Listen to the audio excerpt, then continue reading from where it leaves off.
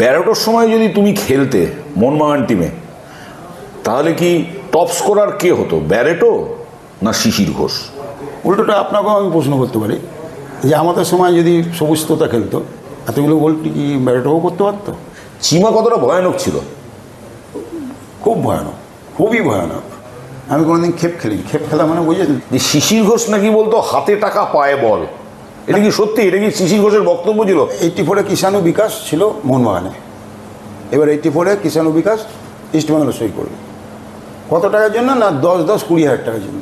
তার দুগুলে হাঁটছি, অমল দাস সবাই করে, এই তুই এরকম করে বল দিবি, তুই ওকে বল দিবি, ওকে এ দিবি, যেরকম হয়। এবার আমার এসে বলছে তুই এখানে যাবি, বলটা মাইনাস হচ্ছে, তুই ওখানে যাচ্ছিস না, যাচ্ছিস না। তাহলে আপনি চুপ করুন তো, আপনি চুপ করুন। নমস্কার, আমি রজত শুভ্র মুখোটি, SSCN-এ আপনাদের সবাইকে আরও একবার স্বাগত। কলকাতা ফুটবল লিগ আমরা দেখাচ্ছি আপনাদের, আপনারা উপভোগ করছেন। আর আমাদের কলকাতা ময়দানের প্রাক্তন ফুটবল তারকাদের যেমন ইন্টারভিউ করছি, আজকে আমার সঙ্গে এসেছেন 80-র দশকের এক ফুটবলার, যার অনেকগুলো নিকনেম ছিল। অমল দত্ত তাকে ডাকতেন মজা করে কৃষ্ণ বলে, তার ঝাঁকড়া ঝাঁকড়া চুল ছিল। মাঠে তিনি ছিলেন, অনেকে তাকে ডাকতেন হেড স্যার বলে। তার মতো হেডে গোল খুব কম ফুটবলারের আছে। আপনারা হয়তো বুঝেই গেছেন, হি ইজ নান আদার দেন আমাদের সবার প্রিয় শিশির ঘোষ। শিশিরদা, তোমাকে অনুষ্ঠানে স্বাগত। অমলদা কৃষ্ণ কেন বলে ডাকত? কৃষ্ণ আজাদ আমার একটু বড় চুল ছিল তখন, এখনও ছিল, আমি কেটেছি, 2 দিন আগে কাটলাম। তা অ্যাকচুয়ালি ক্লাব ফুটবলে অমলদার হাতেই আমার হাতে করি। মানে মোহনবাগানে যখন আসি, অমলদা তখন মোহনবাগানে কোচ। এরিয়ান ক্লাব থেকে আমি সিনিয়র ইন্ডিয়া টিম খেলে তারপর আমি মোহনবাগানে আসি। তো সেই সময় অমলদা একটা মানে ফাদার ফিগার। তা অমলদা যা বলতো, বা আমিও আবদার করে অমলদাকে বলতাম, মানে যেরকম বাবা ছেলের সম্পর্ক থাকে সেরকম একটা সম্পর্ক গড়ে উঠেছিল। তাই জন্যই তো আমার কৃষ্ণ বলে ডাকতো। মানে তুমি কি সেই সময় ফুটবলারদের মধ্যে একটা ওই রেবেল ক্যারেক্টার থাকে, যে কথায় কথায় তর্ক করা, না মানা, এরকম একটা ব্যাপার ছিল তোমার মধ্যে? পুরোটাই তাই, মানে অন্যায়ের একটা প্রতিবাদ আমার বরাবরই মানে কাজ করতাম। কারণ আমার মনে হয়েছে একবার আমরা তখন, সেই সময় আমরা ছোট, ঢাকা মোহামেডান স্পোর্টিংয়ের সঙ্গে মোহনবাগান 2 গোলে হারছে। সেই সময় অমলদার সঙ্গে তোমার হাফ টাইমে একটা বাগবিতণ্ডা হয়েছিল। কি হয়েছিল সেটা? মোহামেডান স্পোর্টিংয়ের সঙ্গে 2 গোলে হারছি আমরা, ঢাকা মোহামেডান। এবার হাফ টাইমে যে যথারীতি চা বিরতি, চা খাচ্ছে, বড়রা চা খাচ্ছে। আমরা তো তখন চা এত খেতাম না, এই লেমন টি, এটুই, এই চুইংগাম যেটা চিবাতাম ওইটাই শেষ অবধি রেখে দিতাম, এনার ব্যাপার। তা আমি মাথা ঘুরছে আমার, যে বাংলা, আমার সবচেয়ে বড়ো কথা মোহনবাগান স্পোর্টিংয়ের কাছে হাঁটছে, তার চেয়েও আমার বড়ো কথা ছিল আমরা ইন্ডিয়া হাঁটছে বাংলাদেশের কাছে। আমরা একটু এরমভাবে নিয়ে নিতাম, আমরা যখন খেলতাম তখন। একটু পরে আসছি, তার 2 গোলে হাঁটছি, অমলদা সবাই করে, এই তুই এরকম করে বল দিবি, তুই ওকে বল দিবি, ওকে এ দিবি, যেরকম হয় একজন কোচের যা রোল। ঠিক আছে। এবার আমার এসে বলছে তুই এখানে যাবি, বলটা মাইনাস হচ্ছে, তুই ওখানে যাচ্ছিস না, যাচ্ছিস না। তাহলে আপনি চুপ করুন তো, আপনি চুপ করুন, খেলার শেষে বলবেন। এখন বলতে হবে হ্যাঁ না, খেলার শেষে বলবেন। তখন একজন অমলদাকে সরিয়ে নিয়ে গেলে আমাকে বলে চুপ কর সিনিয়ররা, বাবলুদা, প্রশান্ত দাদা ছিল। তাই আমি বললাম ঠিক আছে। বলে আমিই 2 গোল করলাম। দুর্ভাগ্য যে আমার হ্যাট্রিকটা হয়নি। ফার্স্ট হাফে আমার একটা হেড, মানে ওদের 2 গোল করার আগে আমার একটা হেড বার পোস্টে লেগে। কি হয়েছিল সেই ম্যাচটার রেজাল্ট? 2-2 হাফ টাইমের পর আমি 2 গোলই করি। আচ্ছা শিশিরদা, এবার একটু রিষড়ার শিশির ঘোষ কিভাবে ময়দানের হেড স্যার হয়ে উঠলো? রিষড়া থেকে কলকাতার যাত্রাটা কিভাবে, ফুটবলের এই জার্নি? দেখুন, বলতে গেলে স্টেজ বাই স্টেজ আমার জীবনে ঘটেছে ঘটনাগুলো। যেমন আমি প্রথম যখন পাড়ার ক্লাবে খেলি, সানডে স্পোর্টস ক্লাব ছিল আমাদের ক্লাবটা, অনেক ভালো ভালো ছেলে খেলতো ওখানে, ছোটো মাঠে অতি অবশ্যই তখন খেলতাম। এবার তারপরে আমি গেলাম আমরা ডিস্টার লেনিন মাঠ, যেখানে বড়রা সব খেলছে, 11 জনের সব টিম খেলছে। তো সেখানে দীপু গড়গড়ি আমার, মানে এখনও উনি বেঁচে আছেন, দীপক গড়গড়ি, দীপুদা বলেই পরিচিত ময়দানে। উনি আমায় রিচার্জ স্পোর্টিংয়ে সই করান। এবার তারপর ওই বাইদি ভাই ওখানে খেলতে খেলতে আমি ডিস্ট্রিক্ট খেলে আমি ওইখান থেকে গেলাম জুনিয়র বেঙ্গল টিম গেলাম। তখন হাওড়ে এনে দীপুদার সই করলো। আর একজনের নাম না করলেই নয়, উনি মারা গেছেন, কানু মজুমদার, দীপুদার বন্ধু ছিলেন। দীপুদা আর কানু মজুমদার PNT-তে চাকরি দিতেন, পোস্ট অ্যান্ড টেলিগ্রাফ। একজন অপরের উল্টো দিকে কাজ করতেন, রেগুলার দেখা হতে হতো। তো কানুদাকে একদিন আমার কথা হয়তো বলেছিল দীপুদা, তা হাওড়া ইউনিয়নে সই হলাম কানুদার মারফত, দীপুদার মারফত, সেই যাত্রা শুরু। এবার ওইখান থেকে হাওড়া ইউনিয়নের সই করলে কত সালে? 81? 80-তে এসেছিলাম, না 80 সরি ভুল বললাম, আমি 81-তে এসেছিলাম। 81-তে মাধ্যমিক পরীক্ষা দেবো, তখন ওই জন্য আর আমার খেলা হয়নি। এবার 82 ধরতে পারেন, 82-83 81-তে সই করেছিলাম। একটা ম্যাচ পরে এসে খেলেছিলাম, মাধ্যমিক পরীক্ষা তখন মার্চ মাসে ছিল, 2 মার্চ আরম্ভ হতো। তা শেষ করে তখন এখানে আমাদের মে মাসে এপ্রিল মাসে লিগ আরম্ভ হতো। তো সে একটা সেবারে খেলেছিলাম, কিন্তু বাইরে আমরা টুর্নামেন্ট খেলতে যেতাম, মানে হাওড়া ইউনিয়ন টুর্নামেন্ট খেলতো, আমাকে না বাতো, ওই 20 মিনিট 25 মিনিট এরকম করে না বাতো, তা খেলতাম। তারপরে 82-83 আমি আপনার এতে থাকি, হাওড়া ইউনিয়নে থাকি। ওখান থেকে জুনিয়র বেঙ্গল, জুনিয়র ইন্ডিয়া ওখান থেকে খেলি। তারপর এরিয়ান ক্লাব আছে। মানে তুই যখন জুনিয়র ইন্ডিয়া খেলছো তখন কলকাতার কে জুনিয়র ইন্ডিয়া খেলছে সেই সময়? সেটা আমার এই তোমাদের কন্টেম্পোরারি কৃষাণুদেব এরা খেলছে? না, কিষাণু আমার থেকে একটু বড়, একটু সিনিয়র। একটু সিনিয়র। কিন্তু আমাদের সঞ্জয় ঘোষ, তারপর ধরুন মানে আরও যারা ছিল কন্টেম্পোরারি, এরা টালিগঞ্জ ওই সমস্ত ক্লাবে খেলতো।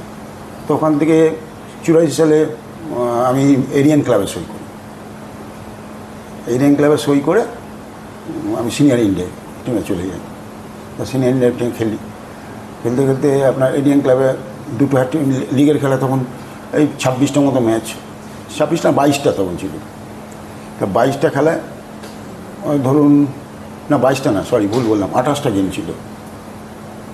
তা দেবাশিস রায় ইস্টবেঙ্গলে দুটো হ্যাট্রিক সহ 22টা গোল করে, হ্যাঁ দুটো হ্যাট্রিক সহ দেবাশিস রায় 22টা গোল করে ইস্টবেঙ্গলে হয়। আর আমি এরিয়ান ক্লাবে দুটো হ্যাট্রিক সহ 17টা গোল করি।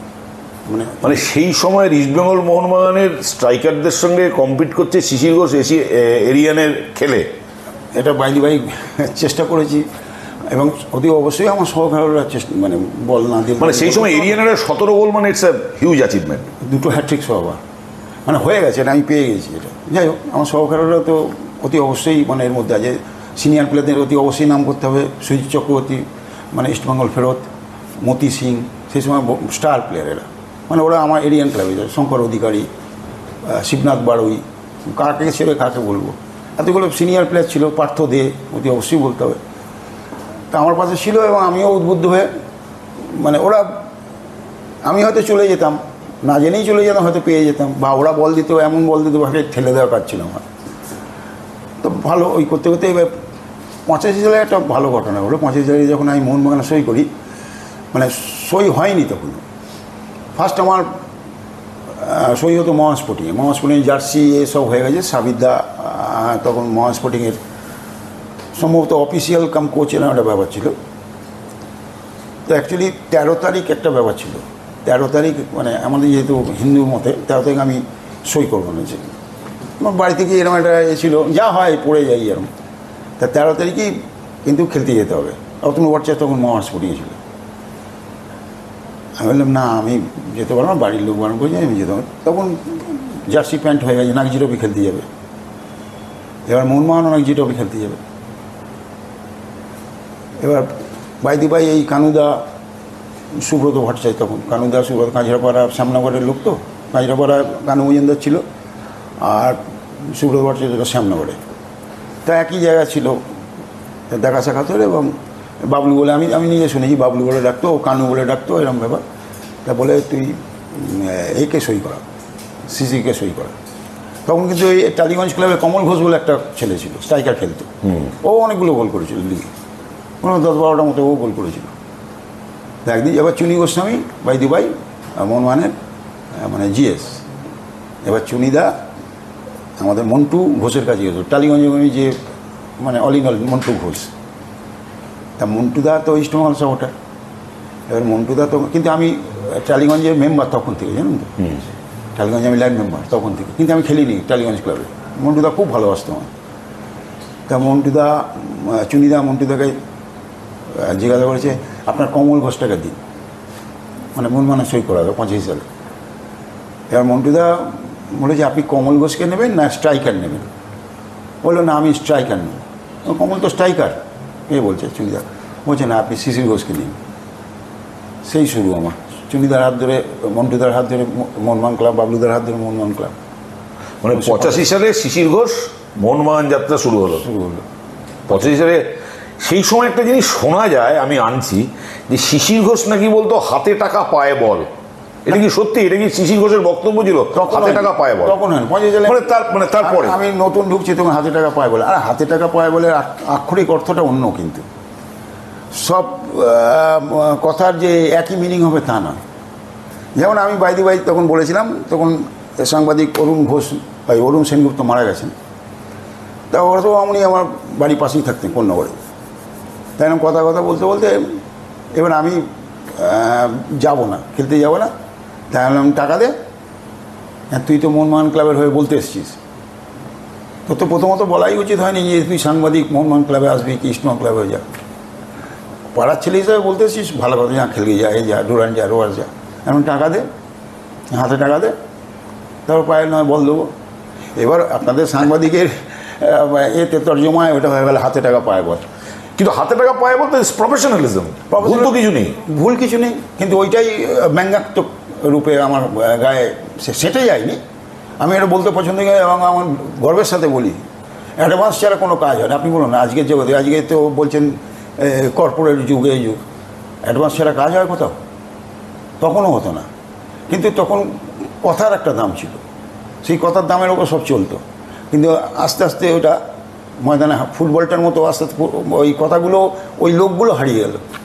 তাই জন্যই আজকে দেখবেন সবাই সব সই করিয়ে নেয়, কারণ কথার দাম নেই।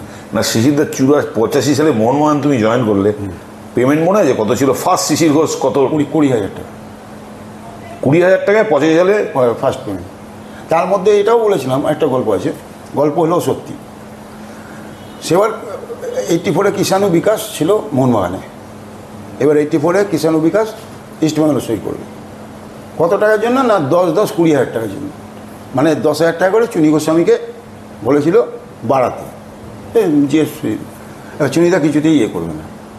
তা আমি বলেছিলাম, বিশ্বাস করবেন কেন কি জানি না, এখনকার এরা কেউ বিশ্বাস করবে কি না, আমি বলেছিলাম 10,000 টাকা, 10,000-20,000 টাকা দিয়ে দিই, আমি খেলতে পারলে বাদাবাইকে পেমেন্ট আমায় দেবেন পরে।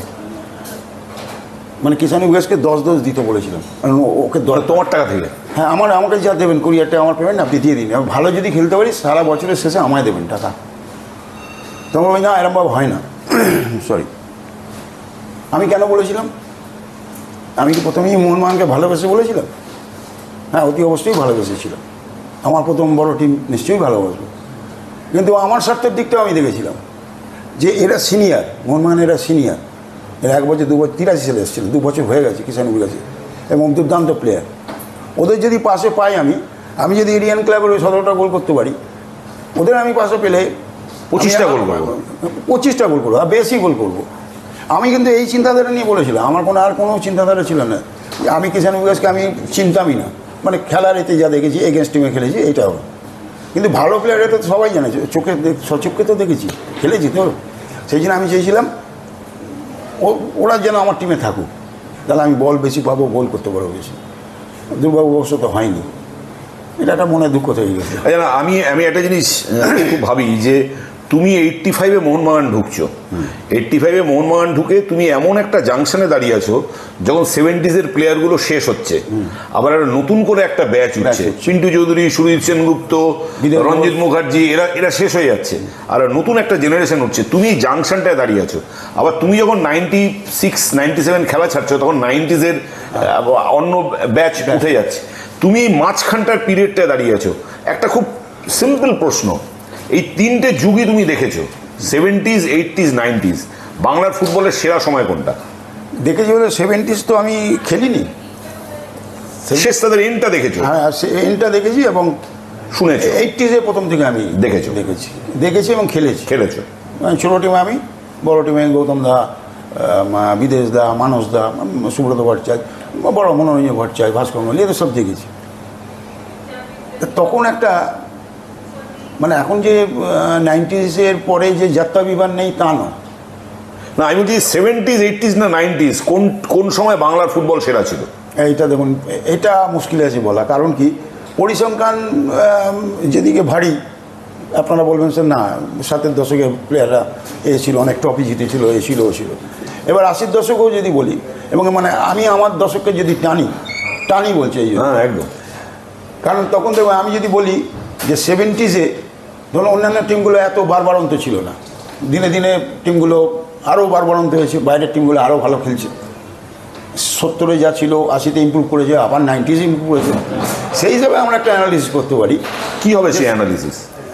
পারফরমেন্স ভিত্তিতে যদি অ্যানালিসিস করেন, 7-এর দশক অতি অবশ্যই তো বলতে হবে, কারণ কি পরিসংখ্যানে ট্রফি যদি ইস্টবেঙ্গল মোহামেডান যদি বেশি থাকে আপনি অস্বীকার করতে পারবেন না, রেকর্ডকে আপনি অস্বীকার করতে পারবেন না। এবার 80 দশকে যখন আরও আসি তখন আমাদেরও রেকর্ড ছিল, অনেকেই রেকর্ড করেছে। সেখানেও আপনি দেখবেন যে না, পরিসংখ্যান অনুযায়ী ঠিক আছে। এবার ফার্স্ট সেকেন্ড থার্ড আপনি এরমভাবে যদি 70, 80, 90 এরমভাবে কাউকে যখন যে সময় যে এসছে তার সেরা জিনিসটা, বেস্ট জিনিসটা দিয়ে সে বেঙ্গলের পরিসংখ্যানটাকে উন্নতি করেছে, আমাদের ওয়েস্ট বেঙ্গলের পরিসংখ্যানটা। এক্স্যাক্টলি, কিন্তু খেলার মান 70s-এর সঙ্গে 80-র তুলনা হয়? এটা একটু ঘটনা, মানে কেউ কাউকে ছোট না করেই বলছি। 70 দশকের প্লেয়ারদের ইন্ডিভিজুয়াল ব্রিলিয়েন্সি অনেক ভালো ছিল, বেশি ছিল, মানে অনেক ছেলে, মানে শুধু একটা টিমে এই 11 জন নয়, দুটো টিম না, ইভেন ছোটো টিমেও 70s-এর ইন্ডিভিজুয়াল ব্রিলিয়েন্সি অনেক বেশি ছিল। এবার আপনি তখন বলবেন না এটা 35 মিনিটের গেম ছিল, 70 দশকে 35 মিনিটের গেম ছিল। 90 দশকে বা 80 দশকের ওই ধরুন ওই মাঝামাঝি এসে তখন 90 মিনিট হলো, তখন আবার 90 দশক 90 মিনিট ছেড়েই দিন। এবার আপনি যদি 70 আর 90-এ 20 মিনিট যদি ধরেন তখন কিন্তু ব্যাপারটা একটু উল্টো হয়ে যায়। এই জন্যই বলছি, তাহলে 70 দশকের প্লেয়াররা কি আর 90 মিনিটের ম্যাচ খেলতে পারবে না? তারা তো ইন্টারন্যাশনাল ম্যাচ খেলতে, যেমন তারা তো ইন্টারন্যাশনাল ম্যাচ খেলতো, তখনই 70-এ 72-এর ব্রোঞ্জ পেয়েছে, ওটা কোনো তারতম্য নেই। কিন্তু আমি বলছি দেখুন, 5 মিনিট একটা ইন্ডিভিজুয়াল ব্রিলিয়েন্ট বা ব্রিলিয়েন্সি ব্যাপার আপনার ঘটিয়ে দিতে পারে, বিপ্লব ঘটিয়ে দিতে পারে। আবার দেখবেন 5টা ম্যাচও বিপ্লব ঘটাতে নাও পারে। ওই যে বললাম ইন্ডিভিজুয়াল ব্রিলিয়েন্সিটা আমার যা মনে হয় 70 দশকে আমি দেখেছি এবং কাছ থেকে দেখেছি বলে মনে হয়, এত তো টিভির ছিল না, দেখে আমার মনে হয় ওরা অনেক মানে বেটার এতে ছিল, শেপে ছিল। যেমন ধরুন এখন এত টিভিতে এসে গিয়ে মেসি, রোনাল্ডো এদের যে খেলা দেখতে, আমরা তো তখন ধরুন গারিচা, পেলে বা যারা 70 দশক বা 80 দশক এরকম তো ছিল না, দেখতে পাইনি, আমরা বিচার করতে পারি না। আর বিচার করো আমরা কে, অদম কে, বিচার করো কেউ নয়। তবে ভালো লাগলো খেলা। এবার 90 দশক ছেলেদের কি ভালো লাগেনি? এই যে 90 দশকে আপনি ধরুন বাইচুং খেলেছে, বাইচুং তো আমার হাত ধরলাম 93-তে আমি ইস্টবেঙ্গল সই করলাম, বাইচুং সেই দিনই সই করলো, তখন 15 বছর সামথিং বয়স হবে। তো বাজিমুটি হয়নি, 15 বছর ছেলেটাকে ইস্টবেঙ্গল জার্সি গায়ে দেয়নি বা খেলেনি। সিধা একটা কথা খুব বারবার বলা হয়, আমাদের সময় বলতাম আমরা, বাইচুং পাহাড়ি বিছে, বিজয়ন কালো হরিণ, চিমা কালো চিতা। শিশির ঘোষের কোনো নাম নেই, শিশির ঘোষের কী নাম দেওয়া যায়? একটা তো আপনারাই বলবেন। শিশির ঘোষ, আমি তো জানি মানুষের শিশির ঘোষ, কিন্তু নিকনেম কি হওয়া উচিত সেটা আমি কি করে বলবো, একটু বলুন। এটা জনগণ আপনারাই বলতে পারবেন। কিন্তু উড়ন্ত বাজ পাখি, মানে আমি হেড করতাম বলে, হ্যাঁ আপনারা দিলে দেবেন। উড়ন্ত বাজ পাখি নামটা অ্যাডজাস্ট যায় তো শিশির ঘোষের সঙ্গে? হেড করলে তো যাই, মানে বলতে পারেন, বলা যায়। আরেকটা প্রশ্ন বারবার আসে, এখন ভাবি আমি, যে এই যে মোহনবাগানের ব্যারেটো, সবুজ তোতা, ব্যারেটোর সময় যদি তুমি খেলতে মোহনবাগান টিমে, তাহলে কি টপ স্কোরার কে হতো, ব্যারেটো না শিশির ঘোষ? এটা সময়ই বলতো, কারণ দুয়েতে ছিলাম তো। উল্টোটা আপনাকেও আমি প্রশ্ন করতে পারি যে আমাদের সময় যদি সবুজ তোতা খেলতো তাহলে কি ব্যারেটো 17 হয়তো গোল আছে না 15, কত আমি যাই না, এতগুলো গোল কি ব্যারেটোও করতে পারতো? এটা তর্কের ব্যাপার। তবে আমার মনে হয় মানে আমি হয়তো টপ স্কোরেরই থাকতে পারতাম, তখনও থাকতাম, ছিলাম, ব্যারেটোর সময় আমিও থাকতাম। এটা ব্যারেটো তোমাদের সময় অত টপ স্কোরার হতে পারতো না কেন? গোলকিপার ভাস্কর গাঙ্গুলি, মানে একম অদ্বিতীয়ম, মানে ভাস্করদা, মানে আপনারা এত এইসব ছিল না তখন, থাকলে হয়তো দেখতে পেতেন কি অবিশ্বাস্য গোল বাঁচিয়েছে আমার, মানে আমার গোলগুলোই বাঁচিয়ে। আমি খালি ওকে বলতাম আমার গোলগুলো বাঁচাবার জন্যই কি তুই জন্মেছিস দাদা হিসেবে, তুই তো গাড়ি করতো, এখনও করি। ভাস্করদা হাসে, ভাস্করদা মানে উড়ন্ত বাষ্পকে ভাস্করদাকেও বলতে পারেন আপনি, মানে ওখানে উড়ন্ত বাষ্পকে আমাকে যেমন বলছেন, এই উড়ন্ত বাষ্পকে ভাস্কর দাও।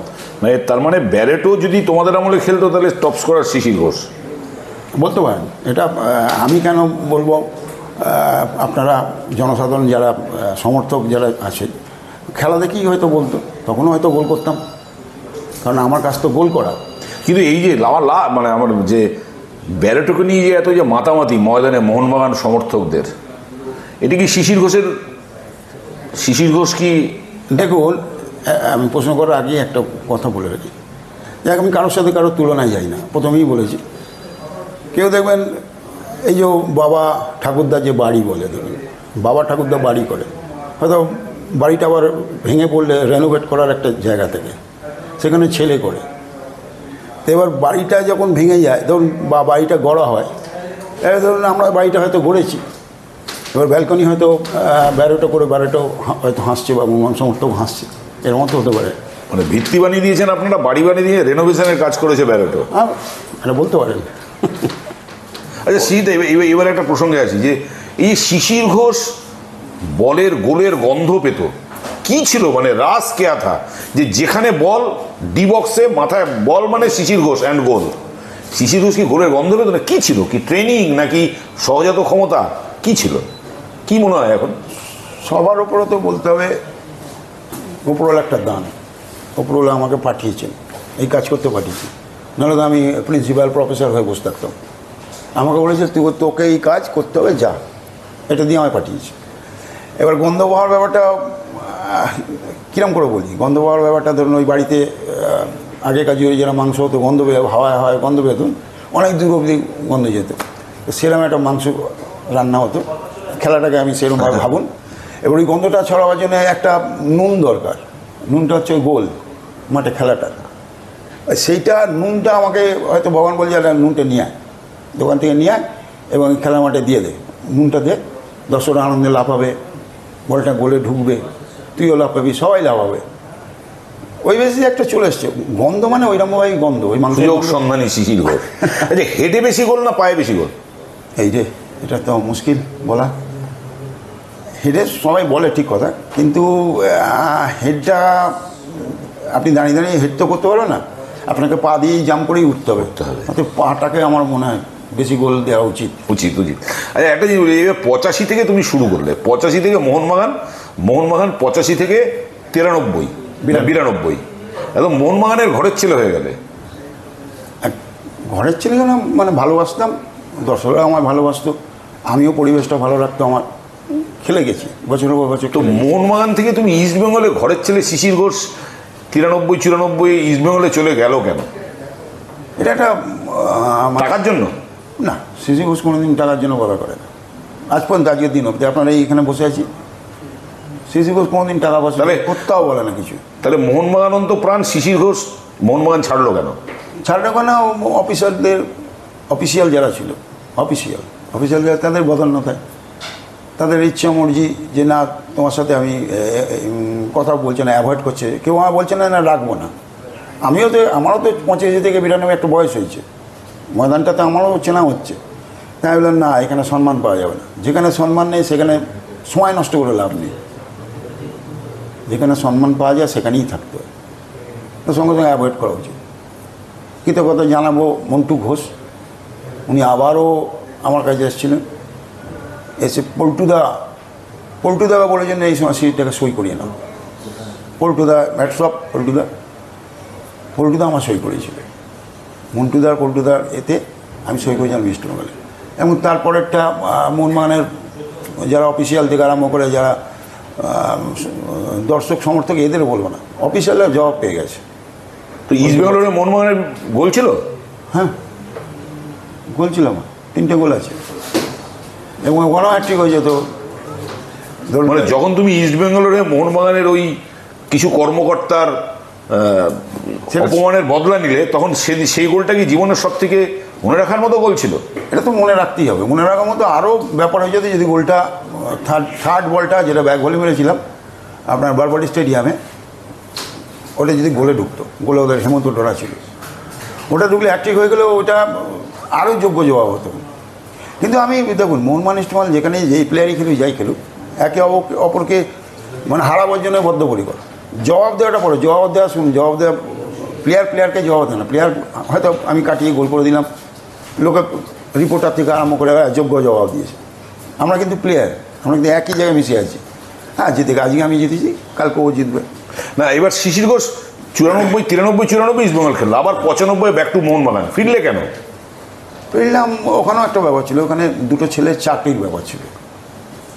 মানে দি এশিয়ান এজ, আপনি টুটু বসে কাগজ আর একটা মিস্টার আকবরের কাগজ ছিল, স্টেটসম্যান না স্টেটসম্যান না, ওটা আর একটা কী ওই এশিয়ান এজ আর ওই একই জায়গা ছিল। তা এশিয়ান এজে দুটো ছেলের চাকরির জন্য আমি ছেড়েছিলাম। তা আমাকে তোমার চাকরি দেওয়া হবে, ঠিক আছে। এবার এই যে বলেছিল যে ইস্টবেঙ্গলের কে অফিসিয়াল দিয়ে অন্ধকারে রেখে আমি চলে এসেছি মানে তা না, আমি বলেই এসেছি দেখুন দুটো চাকরির ব্যাপার আছে, আমার যেতে হয় কম পয়সা, আমি আমার পয়সা তো মোহনবাগান বা ইস্টবেঙ্গল এরকম ছিল না, ওরাই যা দিত আমি নিয়ে চলে আসতাম, আমি নিয়ে তো বাবাকে দিয়ে দিতাম, বাবার হাতে দিয়ে দিতাম। আমার কোনো খরচাই নেই, কী খরচা আমার এখন আপনি বলতে পারেন যে মান্থলি খরচা এগুলো হাতে ছেড়ে দিই। কিন্তু আমি না বলে চলে আসা বা কথা দিয়ে যাইনি এরা আমি কোনোদিন করিনি, কিন্তু শর্ত ছিল। আচ্ছা, এক ক্লাবে যদি দীর্ঘদিন কেউ খেলে তাহলে কি সেটা কি তার মানে এখন কি মনে হয় যে এক ক্লাবে দীর্ঘদিন খেলা উচিত হয়নি? এক ক্লাবে দীর্ঘদিন খেললে কি সেই সম্মানটা পাওয়া যায় না?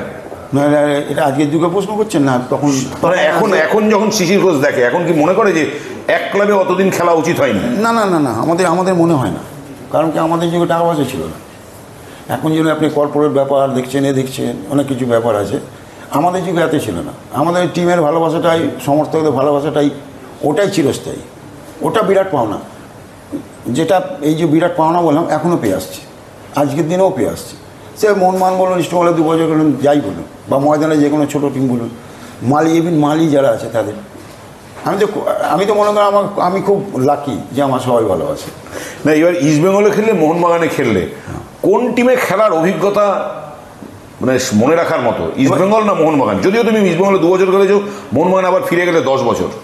কিন্তু আমি একটা কথা এরকমভাবে আপনি যেটা জিজ্ঞেস করলেন বলবো তো নিশ্চয়ই, কিন্তু আমার ক্ষেত্রে দুটো ব্যাপার দুরকম হয়েছিল। যেমন ধরুন আমার ডেবিউ হয়েছে মোহনবাগানে, একটা আলাদা উন্মাদনা, অন্যরকম জোশ, এতে আমি খেলেছি। আবার দেখুন আমি যখন মোহনবাগান ছেড়ে ইস্টবেঙ্গল আছি তখন আমার আলাদা ডবল একাগ্রতা, ডবল জোশ, এই হিসাবে আপনি ইমপ্লিমেন্ট করতে পারেন আমায় যে আমি খেলেছি ইস্টবেঙ্গল হয়ে, আমি রেজাল্টও পেয়েছি। আমরা ইস্টবেঙ্গল অনেকবার মোহনবাগান গাড়িছে, full team, Vijayan, Ancheri, Chibuzor, Christopher, বার্নার, সতীশ চ্যাটার্জি, কৃষ্ণেন্দুরা, ফুল টিম, তনুমা বোস, কে নেই, আমরা হারিয়েছি, অসুবিধা নেই। এই আমাদের না, কিন্তু আমার প্রশ্নটা যে মোহনবাগানের ঘরের ছেলে শিশির ঘোষ ইস্টবেঙ্গলেও খেলেছে, কোন ক্লাবে খেলাটা বেশি এনজয় করেছে? খুব সিম্পল প্রশ্ন, অথচ শক্ত উত্তর। দুটো টিমই আমি এনজয় করেছি। ওই যে আপনাকে বললাম আমার ডেবিউ যেরকম এনজয় করা, দুটো টিমই এনজয় করেছে। এবং আমার খেলে মানে মধ্য গগনে আমি তখনও কিন্তু আমি ইস্টবেঙ্গলে আমি খেলেছি এবং আমি রেজাল্ট পেয়েছি। দেখুন দুটো জায়গায় যদি আপনি রেজাল্ট পান, কোনটা বেটার কোনটা দি বেস্ট এটা বলতে পারবেন। এটা একটা আপনাকে অনুমান, এই যে পরিসংখ্যান নিয়ে তখন আবার যাচাই করতে হবে যে এই মানে মোহনবাগানের ক্ষেত্রেও শিশির ঘোষের যা সাফল্য ইস্টবেঙ্গলের ক্ষেত্রেও একদম, আমি তো তাই মনে করি। তাই জন্য আজও ইস্টবেঙ্গল পাবলিক আমার ভালোবাসে। আমি গেলে আমাকে সম্মান করে, ক্লাবের অফিসিয়াল থেকে আমাকে সম্মান, মানে কি এই ভাত ডাল বেড়ে কি খেতে দেবে অফিসিয়াল, তা না, কথা বলা, একটা সৌজন্যবোধ যেটা থাকে, সে মোহনবাগানও তাই। মোহনবাগান ইদানিং হয়তো কম, এটা আপনি বলতে পারেন। ইদানিং প্রফেশনাল যারা আছে এখন সব ইদানিং কম, কিন্তু ইস্টবেঙ্গল একটুখানি বেশি। মোহনবাগানে কি সম্মান পাওয়া যায় না? সম্মান পাওয়া যায় না আমি এটা বলবো না, একবারও মোহনবাগান সম্মান পাওয়া যায়, কিন্তু এখনকার এতে মানে কী অ্যাঙ্গেলে বলবো আপনাকে বলুন না, মানে এখনকার এতে ধরুন এরা অতটা দূরদৃষ্টি সম্পন্ন নয়। আমি কাউকে ছোটো করছি না, কিন্তু অতটা দূরদৃষ্টি সম্পন্ন না। তা বলে আপনি ইস্টবেঙ্গল, আমি না ইস্টবেঙ্গলও বলছি না, কিন্তু আগেকার ওই যে বললাম ময়দানটা এখন অনেকটা শর্ট হয়ে গেছে, ফুটবল বলুন, অফিসিয়ালের দৃষ্টিভঙ্গি বলুন, সেই ব্যাপার দিয়ে বলছি। আচ্ছা তোমার কন্টেম্পোরারি কোন ফুটবলার এত তো দিকপাল সব ফুটবলার, সুদীপ চ্যাটার্জি থেকে শুরু করে কৃষাণু দে, বিকাশ পাঁজি, তারপরে পরের দিকে তুমি খেলছো বাইচুং ভুটিয়া। তুমি এই প্লেয়ারগুলোর মধ্যে কাকে, কার কথা খুব মিস করো, মনে পড়ে কার কথা? যে দেখুন, আপনি কন্টেম্পোরারি বলতে আমার বোঝাতে হয় মানে স্টার্ট থেকে আমার বলতে হয়, একদম 82 থেকে 97 বলতে হয়। এত তো বলা যাবে না প্লেয়ার, এই সবার মানে মনেই আছে, আমার মনের মধ্যে থাকাটাই ভালো, সবার নাম না করাই ভালো। কিন্তু সবাই আছে, সব প্লেয়াররা যারা আছে নিশ্চয়ই আমাকে সাহায্য করে বা আমি তাদের সাহায্যে লেগেছি কোনোভাবে। তবে যা হয়, যেরকম ধরুন কিষাণু থেকে আমি হয়তো ক্লাব টিমে এক টিমে বেশি খেলিনি, মোহনবাগানেও খেলেছি, ইস্টবেঙ্গলও খেলেছি, খুব কম এবং সেরম বেশি হিসেবে। বিকাশও তাই, মনাদাও তাই। এবার দীর্ঘদিন ধরুন ভট্টাচার্য, সুব্রত ভট্টাচার্য, অলোক মুখার্জি বলতে পারেন আপনি, সত্যজিৎ বাবুমণি, এদিকটা আমি যেহেতু 10 বছর খেলি, এদিকটা আমি স্টার্ট হয়েছে বলে আমি এই দিকটা খেলেছি, ওদিকটা বেশিটা খেলতে পারিনি বা দেখতে পাইনি। সুদীপ চ্যাটার্জি মানে না বললেই নয়, প্রশান্ত ব্যানার্জি, কাকে ছেড়ে কাকে বলুন, কৃষ্ণেন্দু রাইট ব্যাক, মানে সবাই। মনাদার বিরুদ্ধে গোল করা টাপ ছিল বেশি নাকি বাবলুদার বিরুদ্ধে গোল করা টাপ ছিল বেশি? ওই যে বললাম, ওয়েস্ট ইন্ডিজের ভিভিয়ান রিচার্ডসকে আপনি প্রশ্ন করছেন যে ডেনিস লিডিকে ভালো মানে ফেস করা ভালো না অ্যান্ডি রবার্টসকে, উত্তরটা কী পাবেন আপনি? রিচার্ডস কী বলবে? রিচার্ডস তো রবার্টসকে কোনো দিন খেলেনি।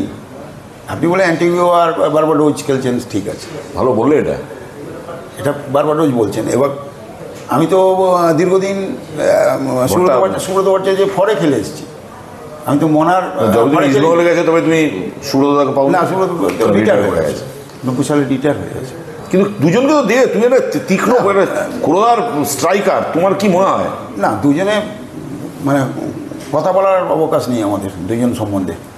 দুজন এত বড় মাপের প্লেয়ার, হ্যাঁ, ময়দানের বট গাছ, যেরকম আগে আমরা বলতাম বট গাছ, দুজনে বট গাছ ওই সারা জীবন থাকুক আমার কাছে। আর আমরা শেষের দিকে চলে যাচ্ছি। বাঙালি স্ট্রাইকার ধীরে ধীরে জন্মানো বন্ধ হয়ে গেল। কিছুটা তো কর্পোরেটের দোষ আছে। কর্পোরেট কি করলো? কর্পোরেট তৈরি করতে হবে, কর্পোরেটই পারা একমাত্র বাঙালি স্ট্রাইকার আবার আনতে। আপনি আগেকার ধরুন, এই যে আমার দীপু গড়বড়ি, ওনার বয়স হয়ে গেছে, উনি যখন ইয়ং এসেছিল আমাকে তুলে নিয়ে এসছে বিনা পয়সা, নিজের পয়সা খাইয়েটাই আমাকে বড় করেছে। ধরুন ফুটবলারে উনি আমার ফাদার ফিগার। তো এরকম লোকের সংখ্যাটা কমে গেছে সব জায়গায়, গ্রামে গঞ্জে। অশ্বিনী বরার বা আমাদের বলুন বাবলুদার, তাই ময়দানের যারা সাপ্লাই লাইন ছিল মেন, কমে গেছে।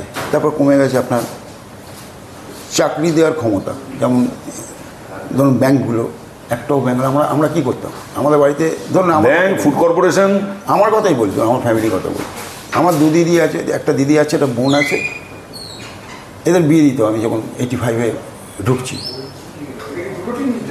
এবার এদের বিয়ে দিতে গেলে আমাকে তো বাবাকে তো রোজগার করতে হবে, প্লাস আমায় রোজগার করতে হবে। এরা আমার রোজগারটা কি, খেলে তো অত টাকা নেই। এবার চাকরি একটা যদি হয়ে যায়, মানে স্টেবল হয়ে যাবে ব্যাপারটা, আর সেটাই ভগবান করিয়ে দিয়েছে। তখন ব্যাংকে চাকরি পেয়ে গেল।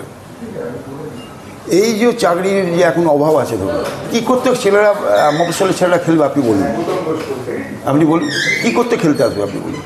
খেলায় অনেক রিক্সের ব্যাপার আছে, হাত পা লেগে গেলে ভেঙে গেলে কে দেখবে? ফ্যামিলিটাকে কে দেখবে? খেলাধুলোয় একমাত্র কর্পোরেট দুনিয়া পারে। এই পশ্চিমবাংলায় আবার মানে ফুটবলার তুলতে হবে। আপনি কর্পোরেটে কী করছেন? আপনি ওইখানে স্পন্সর আছে, ওখানে টাকা দিয়ে দিলেন, ইস্টবেঙ্গলে দিলেন, মোহনবাগান দিলেন, যারা খেলে টেলে আসছে তাদের দিচ্ছে। আমার এই লাইনটা কোথায়? সাপ্লাই লাইনে, মানে গ্রাসরুটে ইনভেস্ট করতে হবে, নাহলে হবে না। আচ্ছা সিধা একটা জিনিস জিজ্ঞেস করি, তুমি তো যখন মোহনবাগানে চুটিয়ে খেলছো তখন তো চিমাও করে ইস্টবেঙ্গল দাপাচ্ছে, মোহনবাগানের বিরুদ্ধে প্রচুর গোল করছে। চিমা কতটা ভয়ানক ছিল? খুব ভয়ানক, খুবই ভয়ানক।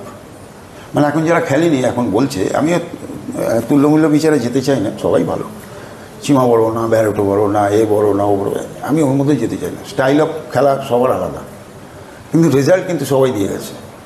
রেজাল্টের মাধ্যমে আপনাকে, তাহলে আপনি যখন চিমাকে দেখেননি, তাহলে চিমার যে রেজাল্ট সেটা নিয়ে তাহলে বিশ্লেষণ করুন। চিমা কটা গোল করেছে, চিমা কার বিরুদ্ধে কিরম খেলতো, সেটা তো অনেকে আছে এখনও। ক্লিপিংস এত বেশি নেই ধরুন আমাদের এখনকার যুগে যেসব প্লেয়ারদের যা আছে দেখছেন নেই। আমাদের সময় এত 80-র দশকে 90 দশকে গোড়া দিকে এসব ছিল না এত, আপনি নিজে ভালোভাবেই জানেন।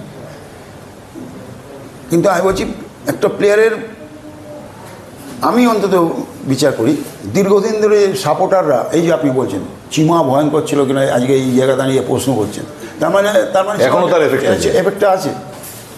আমি এটাই আমি বলি, যে প্লেয়ার তাকেই, আমি বড় প্লেয়ার তাকেই বলি যার এসেন্সটা দীর্ঘদিন থাকে দর্শকদের মনে, সবার মনে, তবেই সে প্লেয়ার। আমাকে সম্প্রতি একটা ইন্টারভিউ দিয়েছেন কার্তিক শেঠ বলেছেন যে মনাদা আর বাবলুদা যদি এখন থাকতো, মানে সেই সময় যদি রেফারি স্ট্রং হতো, তাহলে মনাদা বাবলুদা প্রতি ম্যাচে লাল কার্ড দেখতো। শিশির ঘোষ কি মনে করে? এতটা আমি বলবো না, রেফারি স্ট্রং হতো এটা আবার রেফারিদের ছোটো করা হয়, এটা ওই প্রসঙ্গে আমি যাব না। বা মনাদা বাবলুদা সব ম্যাচই মারতো, মানে সবই ফাউল, এটাও আমি যাব না। কার্তিকদা বলেছে এটা অন্য দিয়ে বলেছে, সব ঠিক আছে। তবে কার্ড দেখানো তখনও রেফারি কিন্তু বেস্ট রেফারি হচ্ছে ফিফা রেফারি তখনও ছিল, কিন্তু তাদের এগেনস্টে মনাদা বাবলুদা খেলেছে, তারাও তখন দেখিয়েছিল, দেখায়নি যে বাবলুদা মনাদাকে তা নয়, সবাইকে। আমিও তো এতে ছিলাম, আমিও তো রেড কার্ড দেখেছি, সেটা নয়। কার্তিকদা হয়তো অন্য মানে এনভায়রনমেন্টের মধ্যে দিয়ে গেছে বলে সেটা হয়তো বলেছে, আমার মনে হয়। লাস্ট প্রশ্ন, কলকাতা মাঠ এত বছর খেললে কোনো আক্ষেপ থেকে যে মোহনবাগান, ইস্টবেঙ্গল বড় ক্লাব, কোনো আক্ষেপ শিশির ঘোষকে মাঝে মাঝেই শোনা যায়? আমি তো কি শোনা যায় বলুন? শিশির ঘোষকে প্রপারলি শিশির ঘোষ দাম পেল না। শিশির ঘোষ যেই লেভেলের স্ট্রাইকার ছিল, শিশির ঘোষ দাম পেল না। আমি দুটো কথা বলি আপনাকে, আমি কোনোদিন খেপ খেলিনি, তার আক্ষেপ কী থাকবে?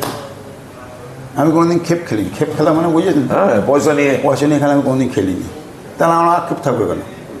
আর দুই নম্বর তো নাম যশ, এই যেগুলো বললেন না, এগুলো নাম যশ আমার এখনও সমাজের মধ্যে আছে বলেই আজকে আমি এই স্টুডিওতে, আপনারা ডাকছেন, নাহলে ডাকতেন না। আর মূল্যায়ন ঠিক করবেন আমি ঠিক করবো না, মূল্যায়ন আপনারাই ঠিক করবেন। ওপরওয়ালা ঠিক করে পাঠিয়ে দিয়েছে, এবার আপনারা ঠিক করেন, এবার আবার উপরে চলে যাবো মূল্যায়ন হবে। শিশির ঘোষের মাস্তানিটা এখন আছে তো, যে বরাবর থাকবে, এটা ওপরওয়ালার দান, বরাবর থাকবে। কিন্তু মস্তানি মানে লোককে খুন করে দিলাম এগুলো দেখা নয়। মস্তানি মানে, কিন্তু আমার ইন্টারভিউ কিন্তু শিশির ঘোষ কিন্তু মাস্তানি করে দিল না, কিন্তু শিশির ঘোষ অত্যন্ত গা বাঁচিয়ে খেললো। শিশির না গা বাঁচিয়ে কোথায় খেলো? আপনাকে বললাম, ডাইরেক্ট বললাম তো, এই যে সাপোর্টারদের বললেন ইস্টবেঙ্গল, মোহনবাগান, শিশির ঘোষ গা বাঁচিয়ে খেললো না। 70 দশকে, 80 দশকে, 90 দশকে, এই যে আপনি এটা এতে মোহনবাগান শিশির ঘোষকে ব্যথা দিয়েছে, এটা